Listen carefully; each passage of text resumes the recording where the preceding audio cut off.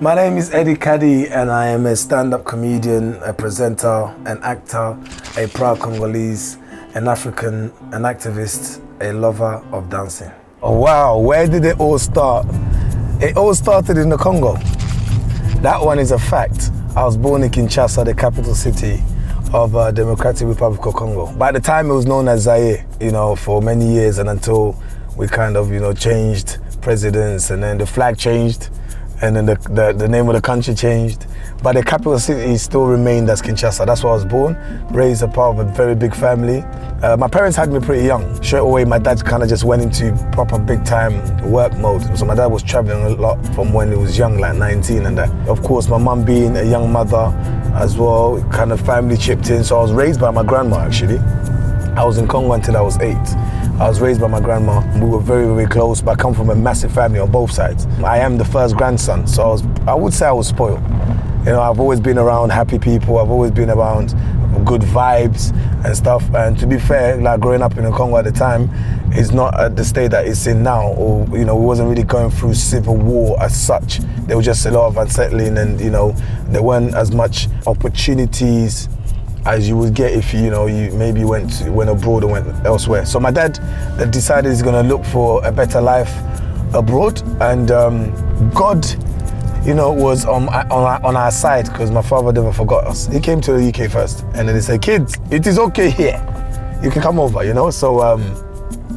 So that's what happened. So I came to London at the age of 8, and of course, not a word of English. It was pretty. For me, when you're that young as well, you just take everything in like a sponge. So it was never a situation of where I came and I struggled, I felt out of place. I've never really been the guy who was apologetic about where I came from. Like, for me, that's all I knew. I came from a happy place, as far as I was concerned. So there was nothing to be ashamed of. But I just couldn't speak English. So that was always a struggle at the beginning. But being 8, you pick it up pretty quickly. And that's what happened. That's what I did. We settled in South London, Shetham. Couple of years, Shetham, Tooting, then moved to Fulham, so which is more west and south. So that's where I grew up. I grew up in Fulham, went to Fulham Primary School, finished my schooling at a place called Henry Compton Secondary School, which is now called Fulham Boys, and then went to William Morris Academy, a very local lad.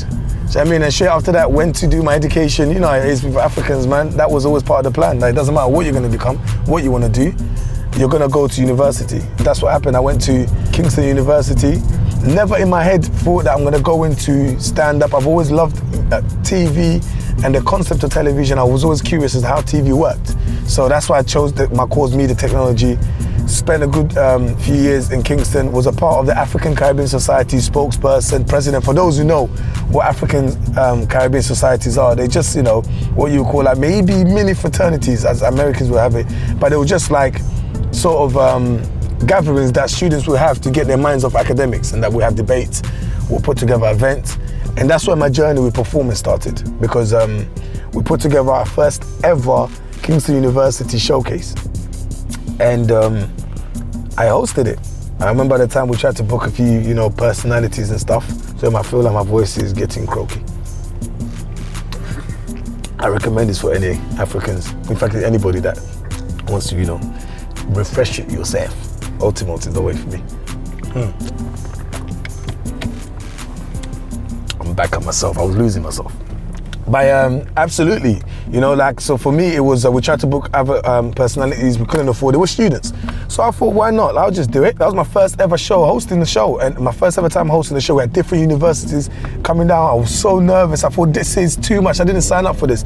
Because we had 800 students in this place, and I started panicking. And the only thing I could think of is, what do we usually laugh about when I'm amongst friends and that? What usually makes people laugh? I remember my friend, we always talk about our parents at home, our African uncles and stuff. So I embodied one of my friend's uncles that we always take the mick out of, and that was the character I went into, this strong Nigerian man who's just very annoyed about things, always complaining about things, he's always flabbergasted about everything. And that's the character I put on throughout the whole time I performed.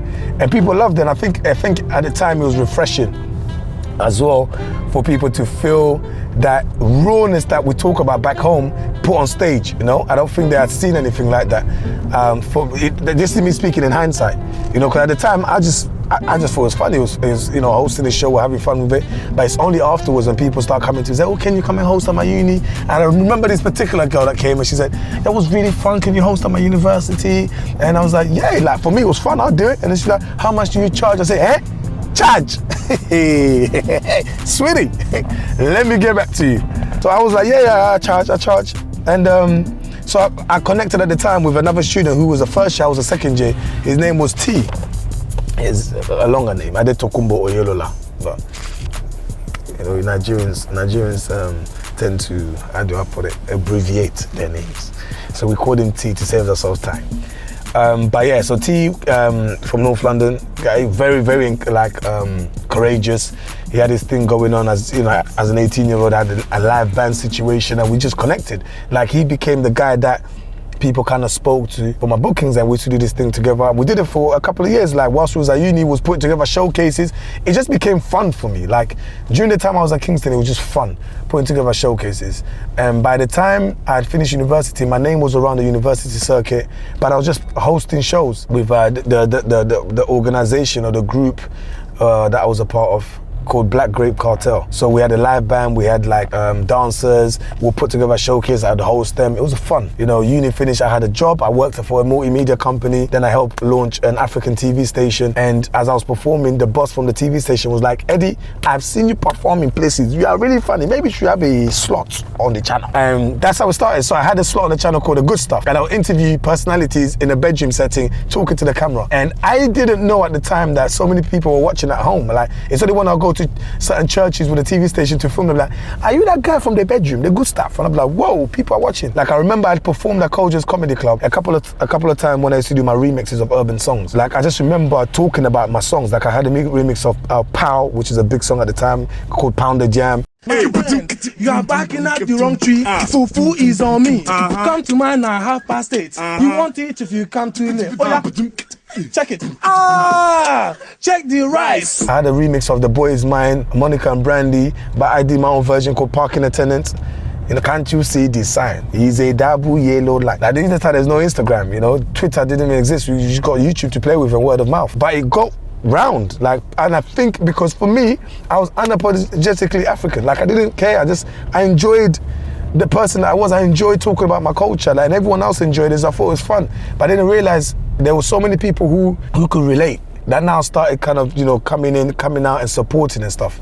That's how my name got round. And in trying to explain my songs and why I love being African, I didn't realize I was doing stand-up. I started doing stand-up in a few places, Koja's Comedy Funhouse being one of them.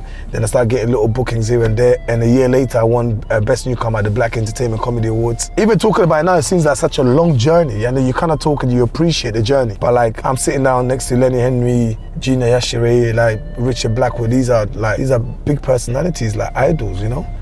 And that's when we sat down as, you know, my clique, myself, T, a few of the other guys, and was like, there's something here, like, we should give it a go. So we just started to put together my shows. My first show was April 2007. And I think it came as a shock to a lot of people, because it was almost like, you've only just started. How are you gonna just start doing like showcases? Like, where did you get that courage from? But I didn't care, like, I honestly didn't care. I thought it was fun. So we put together 3 shows in 2007.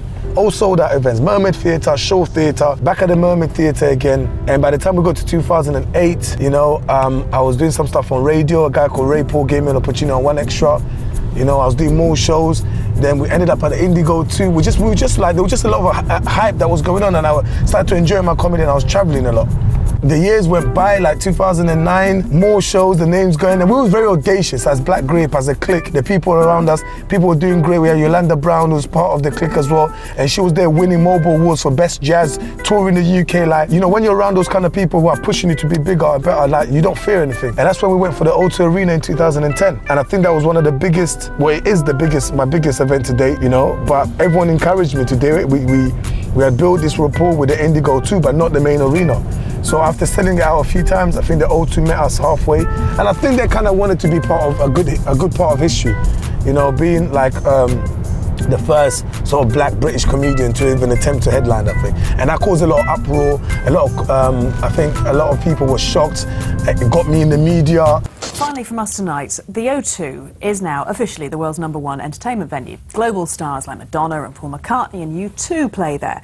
The venue stages plays, music, exhibitions, even sports events. Well, millions of tickets are sold every year, so you've got to be a pretty big name to perform there. Or do you? Ben Goodman has been to meet the latest entertainer set for the stage. Eddie Kadi has more than 20,000 seats to fill. A tall order for a comedian who usually performs in venues like this. Can't you see the sign? It's a double yellow line. I'm sorry, sir, but you can't pack your car. But that was one of the hardest journeys I've had to go through, like, because I remember there was a title that said the most famous comedian you've never heard of. So this is where they put me, because people thought this guy's crazy. Like who are you to think you can just do these kind of events? But once again, like we just wanted to do things differently. O2 Arena happened. It was a good night. We had fun. Do you know what I mean? And things followed after that. But one thing I've always stayed true to wherever I went was my pride in being African. I've always let people know when I'm on stage, music was a big part of me. Like, I've always performed, I always played my music. People knew I was Congolese. Like, I made sure they knew I was Congolese. Some people still think I'm Nigerian to today. Some think I'm Ghanaian, but I'm African. So there's no borders in our culture. But I am a Congolese man first, and I've always showcased that. And I think that's where the connection came with the music as well. You know, in my pride of being African, and just this rise in the modern day Afrobeats, having, you know, talented young Africans coming from the motherland and bringing the pride that came with it and the hype that came with it. Because for a long time, we're listening to bashment in clubs, you know, on radio. African music wasn't really the thing. Yeah, man, I think we just there's a stage where, as much as we love listening to bashment, and we love listening to other stuff like soca and calypso and grime, you know, as an African, you know, you're at home and you're thinking, my parents love this, we love this, I've grown up with this, how come we don't hear it on radio? I want to be able to leave my house and still hear this stuff. So when there was that moment, everyone just jumped on it. Everyone just felt like there was a sense of relief. And I'm no different to any other African. You know, I just happened to be in the public eye, so I was able to connect with these artists that were coming over. And that's where my love affair with Afrobeats really started. You know, being a stand-up, it was just easier to host shows, and I love presenting as well. And that's how I started hosting a lot of shows, like, you know, from the Dibanjis, the Mo Hit Squad, you know, to the Sarkodie's, to the R2Bs, to the Wizkids, you know, Two-Face Idibia, further down the line, the Davidos, you know, the Technos, the Nyanya, you name them. Like, these were big artists who I admired, I was fans of, but had so much pride in that. I could go to all these amazing venues in London, the Indigo too, like Alexandra Palace, you can go to Hackney Empire, you can go to Catford Broadway, you know, like all these great venues, and these guys are able to sell them out, Troxy, you know, and you're a part of it. And that's how we ended up here. You know, and I think also being able to go home, like, and taking from the roots, like, and seeing, like, you know, how much spirit there is. You know, a lot of people talk about Africa and talk about poverty and talk about, we have so much spirit. We're so rich in our culture that people use it as a form of escapism. Even if there's no food, we have our music, we have our culture. Do you know what I mean? And you just have to go home to understand that things are not as bad as they say. This whole notion of Africans are full of, you know, just kids with flies on their nose and begging for food and walking 1,000 miles to get to water. There's people that here that can't even afford water that's 5 minutes from their house. There's poverty everywhere. So I always advise people to go, whether you're African or not, go and see for yourself. And that I take that energy and I bring it back when I come back to the UK, because you're able to see these people at their element. And you come back here and you're seeing how the impact that they've had globally. And that's why we've arrived at this scenario. You've seen over the years, we've got to the charts with the Dibanjis, Oliver Twist, Fizzo, DG absolutely annihilated the charts for a couple of years. You know, he came through strong. Then we start seeing the sort of African bred talents in the Wizkids and the Davidos, and these guys are coming out here selling shows like there's no tomorrow, you know. And at the same time, you know, I get the pride of seeing my Congolese brothers in the Fali Pupa. You know, those guys are also doing amazingly across the pond in the Francophone side. So that pride for me, comedy, music, is a big part of me. And that's why we find ourselves in this scenario. Because Africans are here to stay. And we're on our way to Royal Albert Hall because Wizkid is about to make history. He has sold out the Royal Albert Hall. Like, I've performed there before. I hosted of a lady called Stacey Solomon for the Spirit of London Awards a couple of years back, which was an amazing experience. loved it, lovely person. But this is another level. This is all the things that you've dreamt of, even as a comedian, to be able to be at such a prestigious venue alongside the people that you really truly connect with, really believe in. So much substance in the place. Like, I feel like I've got so much gold on me right now. Do you know what I mean? And I think tonight's gonna be an amazing night of celebration. I cannot wait to grace that stage, man. I cannot wait. So we finally walked into the venue, got into the main auditorium, and I've just remembered how amazing this venue is. It's truly worldwide, mate. It's global. You know, I've got my brother Manny Naughty right there. There's a few sound check that's going on. I'm hearing some surprise names that will be dropping. Surprise names, but definitely we've got the one and only Young Bane. He's definitely the confirmed support act for today as well. But this is what's going on out there, guys. It's gonna be a crazy. Imagine when all those people are out here, all these Africans going and here, all at the same time.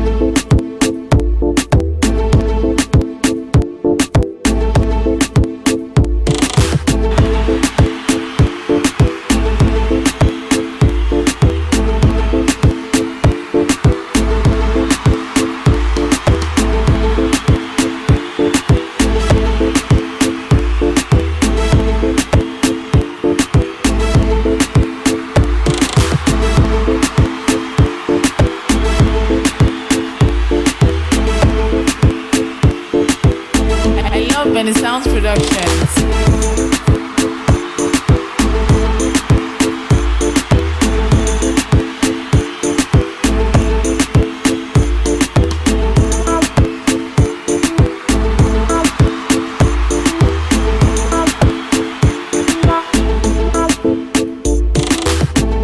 If I had to choose a song to best describe my work ethic, it would be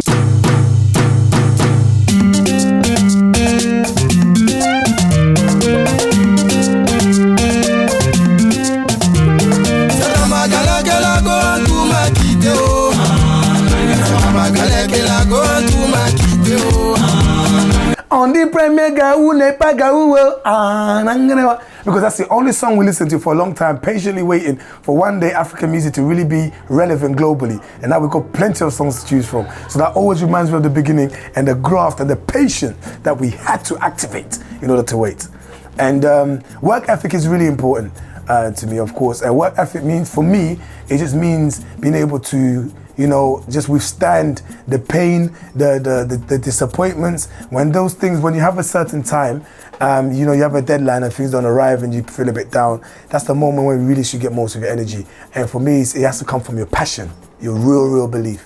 It's very, very important for comedians or other performers or anyone in the public eye, public figures, or just people in general, to be able to really connect with their culture, really understand where they're from, get a sense of it, understand their history. Because if you don't know your history, then you don't feel empowered. You don't even know your worth. You don't even know what your people fought for. You don't even know what your purpose is.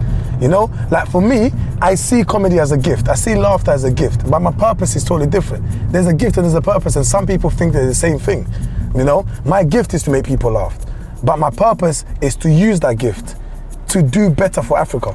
To put Africa on, I wouldn't say put Africa on the map, because Africa is the map, you understand? But to change the perception of my little corner, because we've all got a role to play. So for me, I always feel that, you know, you need to connect with your culture. So when you're able, it's like anything, when you're able to sell your culture to people, sell a product, you know fully well about it. We know everything about it, and your confidence shows. People know that when you're talking, it's real, like it's real. So when I'm drinking my malt, it is a real thing, because I'm drinking it with a passion. If I drink it like, it's all right, don't make no sense. I believe in this. So this is a part of me. So when I drink it,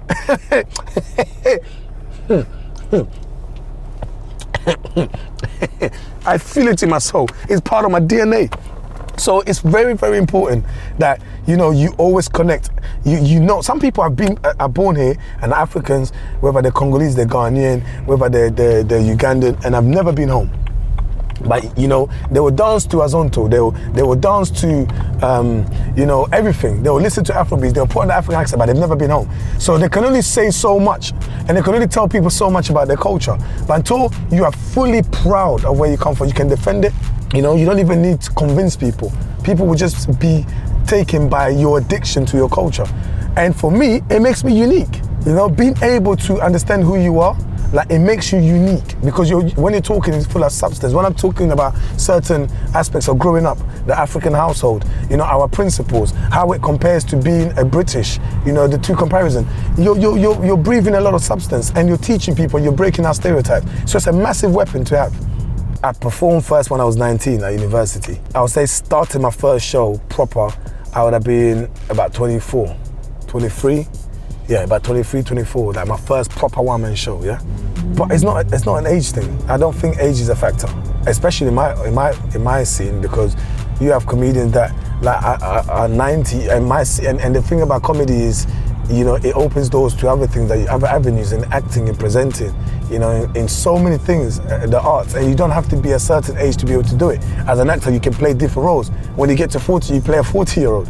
You got 40-year-olds playing 20-year-olds, you know what I mean? It just depends how smooth your skin is, you know? But it's not about the age, because some people start from the age of 5 and they go to acting school and stuff, and some people start really late, but everyone has their journey. Like, people always worry about journeys, I've started late. But for me, you know, like, I believe in the Bible, and I know that, like, God gave the tortoise and the elephant and the lion the same amount of time to get onto that boat, and they all made it in time. So at the end of the day, like, it's not about people, you know, what your age is. It's about what your passion is. It's about your calling. Is it your calling, though? That's the thing. Do you truly love it? Or are you just doing it to prove a point? Is it really a part of you? Do you do it subconsciously? Then that doesn't matter how old you are. Some people start really late and they blow. Like, there's a lot of comedians that might start, like, there's a comedian called Mickey Flanagan who I love. I think he started late, but he's doing his thing, he's blown. Then there's others that start really young, you know, and they might not even get to where they're supposed to get to. So just enjoy it, as long as you enjoy what you do, man. Did I always know myself? I believe so. Do you know what? I think I was always a confident kid. Like, I was one of those, I think even growing up in Congo, my mum will go to church, she'll leave me with my auntie, she'll come back, find me dancing, moving my waist, and not very godlike either. You know, but I loved it. I loved the aspect of my culture. And I think my aunties identified that with me. They were like, this kid loves it. He loves it, you know? But did I know that I was going to end up doing stand-up? I was going to end up being a comedian? Never in a million years. I never thought about that. Like, I just never thought about it. So I guess in that aspect, I truly did find myself eventually, but I've never had an issue with who I was. I've never had that issue as a Congolese. I've always spoken my language loud and proud. Even going to Congolese church and dancing to the music, and I've always been a part of that. I've always loved it. You know what I mean? And eventually when I started listening to a wider range of Congolese music. So I think people have always seen this with me, and I think I enjoyed learning English. So when it wasn't like, oh, I don't get this language. I don't even remember when I actually started speaking it. And I think I just enjoyed trying something new. Like, people knew that this boy just got here. I went to an old boys school. I mean, in primary school, I think in primary school, I was definitely, yeah, I've always been kind of, I wouldn't say loud, but I was always a people's person. You know, I was always one for the team and stuff. I always got along with everybody. I've never really tried to cause trouble, but I was one of those people where if you brought trouble to me, I would not have it. Like, that's one thing about that was with me. Like, from primary school, I was involved in a few fights. And then going to an old boys school, secondary school, from the first day when you turn around and one of the students looked at you like, who are you looking at? You're just like, okay, this is going to be a long, long journey. And so I was a bit loud. I let them know that I'm not having it, you know? So, but at the same time, you have to get me there. But I've always been a happy child. I'm not one of those people that have got stories about, oh, you know, I grew up in this kind of home, or I went through this. I've always been a happy child. Like, I would love to, because they talk about that with comedians as well. They say comedians have got a dark past. My past is very light, though. My past is light, you know what I mean? Both my parents have been in my life most of my life, you know, very loving. amazing siblings. Like, I've had amazing friends growing up. You know, you go through what you go through as a child, as a teenager, kind of confused, a little bit trying to work things out. Then you discover girls, and you're even more confused, you know. But in general, like, I had a happy childhood. And I had loads of fights in school, I'm not gonna lie to you. But it's just because I defended myself. I wasn't having it. But I haven't got a short temper. I don't think so. I don't think the journey was as difficult as maybe sometimes I make it to be when I talk about my stand-up and stuff. My parents have been supportive, but they're coming from a different upbringing. They're coming from a different world, and for them, you know, there were just certain jobs, especially when you come to a land of opportunity where you can get a good education. For them, it's like, go for the very top, go for the respectable, you know, roles, the accountant, the lawyer, the doctor, even be a vet, for goodness sake. You know what I mean? Like, so. But I remember my sister seeing me perform, I think at her university, and she told my dad, like, he's very good, and my dad didn't even understand. Even though, actually, in secondary school, I was part of the school band, you know, just, I love music. So I used to play the keyboard and the drums, and my dad used to come and watch us, like, during talent shows, so he appreciated that, but I don't think he ever thought, now this guy's gonna, you know, take it to there. But he didn't understand the concept of you've gone all the way to university and now you want to be a clown, like, because those kind of, especially during those times, like, that profession made no sense. You can't, of all the things, you could have been a clown in Congo. And I think for them, they found it really difficult that why would you go through all that just to become a clown? That they didn't get it. So what's funny is that they only didn't get it because they didn't see the benefit, the doors that it could open. And they didn't realize the respect that comics have had globally, even the people they admired, the movie stars that they watched, you know, people that became a part of politics and philanthropists. They didn't understand that side of it. They didn't connect it with comedy. And it wasn't up until my dad saw me perform and saw how people were reacting to me. I think that's when it hit him. That's when the impact hit him. And it was just like, maybe, Eddie, I'm not gonna, you know, African parents, so they're never gonna fully admit it, but I think he saw that this guy is influencing people. And influence, I think, is, especially with our people, where it's influence that we go for. You know, people respect him. He's making people up, but they respect him. And then eventually doors start opening. Like when my dad went to number 10 Downing Street, he said, yeah, this is as real as he gets. You know, when people are coming to him and they're showing him respect and showing him love, then, you know, but my parents, I think they've always been subconscious and open-minded because they had me young. They were also young, like, in what they were doing. You know, so it's always been the case, like with my parents, always been the case. So for me, I feel like in theory, they were worried. In theory, my parents were worried, but they gave me enough leeway to give themselves a chance to see where this could go. And I thank God for that, because my parents are my biggest fans and my biggest supporters. First of all, for me, it's very important to be able to connect and bring through the youths and give them an example, because I was once a youth. I'm still a youth, don't get me wrong, all right?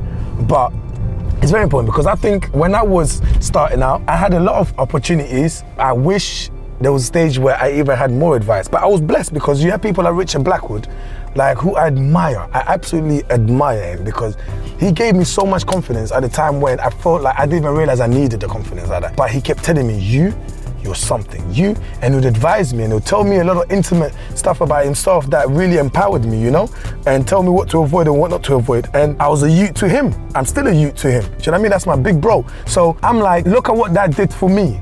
When you have people like Angela Ma, you know, just coming to you and giving you those advice, people like Jeff Schumann. Like, these are really powerful people that I've looked up to and I've always looked up to, and have continued to show me love. So for me, it's more like I gotta do that for someone else. I've got siblings. You see what I'm saying to you? I've also got siblings, and I like to think that people will give them opportunities when they need it. And you know, they say charity begins at home, but like, it is so important not to lose yourself. And for me, I look at the talent as a blessing, but it's also a job. Like, I wouldn't say I'm exactly, I am sort of besotted or fond of the, you know, popular side of it, the fame side of things, if you want to call it that. I enjoy seeing people become great. I enjoy going, you know what, I'm part of that journey. I love that journey. I love seeing people go from A to B even, not even Z, to B. It's very, very important because we're all doing it together. Like, and one thing I remember Richard Blackwood said to me is that, Ed, on your way up, you got to high five everybody, because those are the same people that might catch you when you fall. Very, very important. So I listen to those things, you know, and Come on, man. Like, there's a big stage, you know? The stage is a big stage. You can't be on the stage by yourself. You can't be. There's a moment where your momentum will slow down, but the people that you helped up, their momentum goes. And then they open doors that you never even knew existed because it weren't for you. But they have the keys to it. So you got to invest. I believe in investing in our culture. I believe, especially, and I'm not just talking about, you know, as Africans. I just think in general, we need to invest in our culture so people can really, like, understand that there isn't just one of us, there's a lot of us.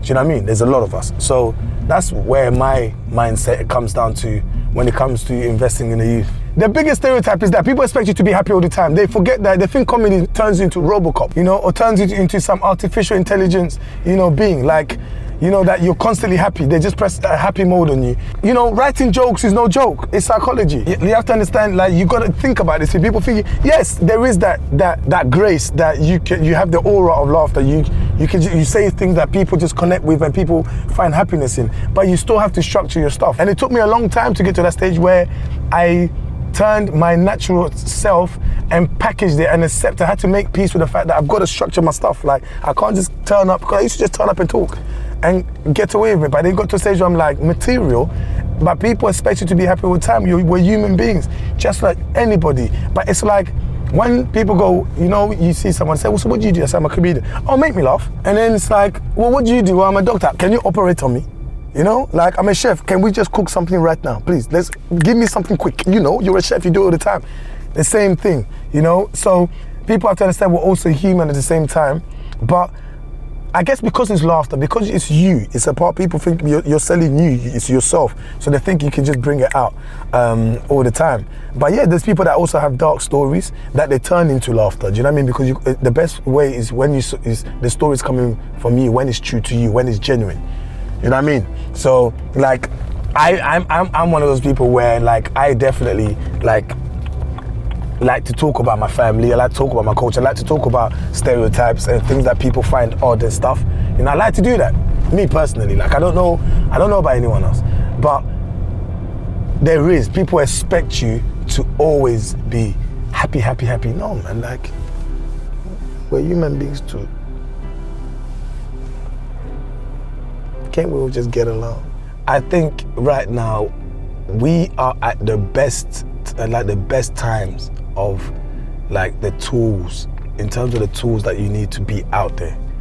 Before, you would maybe have to turn up at a comedy club, go for open mic. I don't even think people talk about open mic anymore, because now we live in an open media space. Like, you own your space. Like, you have your Instagram page and you just go and put stuff up and the whole world can see it. Michael is a perfect example, Michael Dapper. What a talented young man. But even he had his space, he used his space, he controlled his space, he put what he wanted to put up, you know, he believed in the fact that people were going to love it, and they loved it. And look at the position he's in now. He didn't sit there and wait and be like, oh, you know what? You know, yeah, he's not a stand-up, he's not doing stand-up per se, you know, but he's still a comedian, he's still making people laugh in his own unique way. But it's like, he didn't sit there and wait, oh, you know, I need to go on this radio station, or I need to wait for this rapper, he didn't do all that. He just put stuff on his space and believed in it. As long as you believe and be consistent. He didn't think, let me put one thing up and see what happens. He put one thing and two things, three things, but the momentum started, he put in the work, you know? And I think that's where we're at right now. We're at a stage where it's like, put stuff up, let the world see. You could be in London, you put something up in America, everybody's going, like, that's what's going on. Do you know what I mean? So, and if you are now stand up, do go and look for open spots in comedy club. There's nothing wrong with that. Go and do that. Like, go and get your spots. Go and ask to perform at shows. Like, reach out when you see there's a show, reach out. How I did it before, we just used to sometimes, like, just know there's a comedy show happening, we reach out and say, can I come and perform? But I don't even think people need to do that anymore. They can just put a camera, do a 5-minute stand-up and upload it. Someone will love it. You might go from like 3 followers to 3,000 in a month if it's funny enough. Just keep trying. A lot of people do ask that, you know, what are the steps you take to become a better comedian? It's like, what are the steps you take to become a better anything? You know, like, people that go to the gym, they go and work their muscles. They go to the gym and they work their muscles. And that's where I'm at. Like, my muscles, my writing, my performance. The more you perform, the better you will get. Like, the more you write, the better you get. Like, that's just like what it is. Because for me, like, I admit, I'm more of an entertainer more than a full-blown stand-up comedian. You know, because I give respect to those guys who are constantly just exercising their stand-up. You know, like, I give respect to them. But I present. I'm a host. Like, I'm a presenter. Like, I love to dance. I love to express myself. So the more I do that, the more confidence I get, because stand-up is about confidence. Performing on stage in general, whether you're a singer, you're a dancer, whatever you're a rapper, it's all about confidence. And you build up your confidence by being able to face the people that you fear, face those moments that you fear. So constantly perform, but also be able to back it to write. That's your homework. Finding materials, always be on your toes. Like, for me, sometimes I could be with my family and I hear stuff that's funny to me. I'll be like, do you know what? Yeah. That's funny. I'm keeping that. I'm gonna turn into something. You know those moments of where, like, you know, you should have been there, wish you were here to see how funny it was. You know how to capture it and then create your own scenario. So it's just constantly being able to reconnect with your craft. Like, you've gotta love the craft. Like, you gotta have respect. And a lot of people always ask, do you ever get nervous before you perform? Every single time. No matter how many times I perform, I'm always nervous. I'm always nervous. And one of the main reasons for me, I think, is like, because I respect my craft. Like, I don't underestimate, you know, what it is being on stage. Like, at any moment in time, the people, you lose connection with the people, and the crowd aren't stupid. The audience is never stupid. They've come, they want you to win, but at the same time, like, they want you to entertain them, so they can see if you're nervous, they're full nervous, and you've lost them. So I never underestimate that, never ever. My moment of wonder was when I won an award, because it was so unexpected. I wasn't even expecting to be nominated so early, just enjoying performing, you know, and I think I was still being worked out. People were watching me thinking, who is this kid coming out with this full-on African accent and talking about fufu and dancing and like, what is going on here? And people actually like it. Like, he's so energetic, you know. And I think even I questioned myself at the time. I was like, well, who am I? Like, am I actually doing the right thing? But it's when I was nominated and I knew that I'm going to the Black Entertainment Comedy Awards, and some of the people that I admire, I've been watching on TV, are going to be there. And I thought, nah, man, I'm doing something right here. And I didn't even think about winning. Like, that never crossed my mind. I didn't think, oh yeah, when I win. Because I was thinking, man, there's people that have been doing it much longer than me. They're newcomers, but they've been doing it longer than me. And I remember sitting there, it was my locals as well. It was Hammersmith Palace at the time. I think it's shut down now, if I'm Hammersmith Palais. And I just remember being announced as the winner, and I thought, is this real? Is this legit? Like, and that's the moment I said, you know what? That was truly my moment of wonder. And I said, this is amazing. I love this feeling of being appreciated for things that are true to me. I feel comfortable. I feel comfortable with being this person, and being part of such an amazing team, amazing people. Listen, man, like it was like, this is what we're destined to be. And everybody chipped in adding to my confidence. I've never looked back since. That was 2007. In fact, 2006. My first one-man show was a few months after that, in 2007.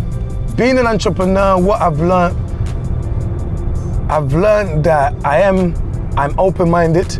I've learned that I like empowering other people to add to my own, to add to my destiny, like, you know, to empower my destiny. Like, I've learned that, but, you know, I've also learned that, you know, people will always have their plan. That's one thing I've learned. People will always have their plan, but you've got to have your own plan as well when people approach you. Otherwise, you're always going to be bitter that other people's plans work better than you. That's one thing I've learned for sure. I've learned that, you know, you should have your plan, and very importantly, like, stick to your plan. Stick to your brand, stick to your pride, stick to your principles. You know, learn along the ways and adjust a little bit, but stick to it, because things go around in circles. What's not cool today will be cool tomorrow, and your time will come when everybody will be like, oh yeah, sorry I didn't pick up your call. Just a little bit busy, but I've got so much time now. What do you want to talk to me about? Nothing. Now I'm busy. It was very important to exercise patience in this journey. You see, people love results, but people don't respect results because they don't see the journey, they don't see the grind. Do you know what I mean? It's just human nature. At the end of the day, like you only respect what you see. Mama's cooked, oh, that meal was fantastic, oh wow.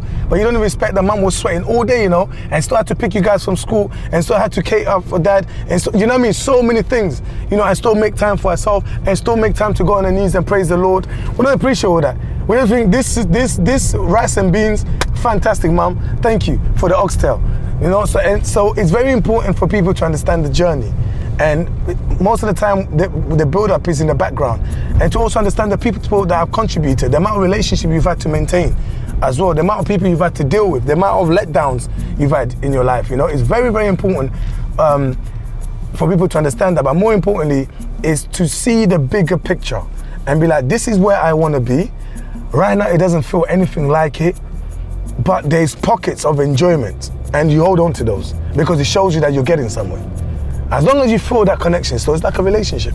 You love her, you love him, but you're having these mad arguments and stuff, but you just know these arguments are worth it because they're trying to make you guys better. They're trying to help you guys grow. You know what I mean? And that's exactly how it is, because you are in a relationship with your craft. You are in a relationship with your destiny. And that relationship comes with so much baggage and so many letdowns and so many doubts. But you just have to understand that it's part of it. I speak in hindsight, because if you asked me this maybe 4 years ago, maybe if you asked me last week, I'll be like, you know what, this is real long. I've had enough. I've had enough. I don't think I ever have enough. Deji, this is the moment where we need to start looking at it. Deji, look at Deji. That's Deji right there. This is like my twin. Understand? This is my right hand man. I've known Deji for as long as I can remember, man. And Deji's been my guy like from day one. That's my brother, my DNA. Like whenever you see Eddie, Deji's around. Like absolutely. And he gets my journey. He's been there. Like there's been no request. There's nothing. He doesn't want anything from me. Deji just always makes sure that I'm happy and things are popping for me. And that's what you need. So right now, Deji's gonna help us find parking. See how I did that? Regardless of the journey, regardless of the ups and downs, the team's very important. It's hard being lonely in this game, man. It's hard because it's emotional. So there's got to be people that you can offload, or there's got to be people that can give you ideas. But I think it's very, very important that, you know, you have people that absolutely have your back. Because I believe in this concept. The only time that you can fully see yourself is when you look in the mirror. And the mirror ain't following everywhere else. So you need somebody who is a mirror in human form that's able to tell you, bro, you got a big spot on your forehead. Bro, you got bird poo on top of your head. Bro, you understand? Like this is what you need. So it's very important to have those people that check you. And a team isn't just the people that are just around you on a business basis. A team is your family, your good friends who are able to remind you who you are and pull you back a little bit, and they keep a row with you. A team are the people that are there to actually tell you, you know, some people are just, they're there to take in your bookings, to promote you out there, to speak on your behalf, you know, to fight for you. You know, some people are out there to keep a check on what's going on the outside. Like even your fan base is your team. There's some people that will just support you from afar for every repost they'll give on social media and stuff.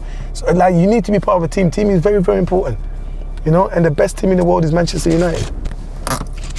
My name is Eddie Congo Swag Kadi, and you have just seen the wonders that got me here.